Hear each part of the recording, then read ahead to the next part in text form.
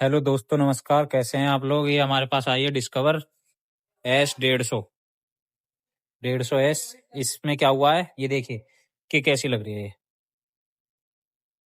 हाथ से मार सकते हैं। आप सोच रहे हो प्लग खोल रखा है, प्लग भी नहीं खोल रखा, प्लग लग रहा है। ये देखिए इधर भी लग रहा है।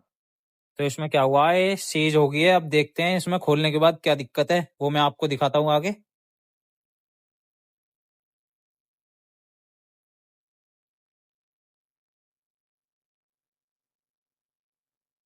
इसके नट बोल्ट वगैरह सब हमने खोल लिए हैं। अब इसे उठाते हैं, बाहर निकालते हैं। देखिए, अरे इसके तो वाल बैंड हुए पड़े हैं। ये देखो, ये गैप दिख रहा है, पकड़ियो इसे।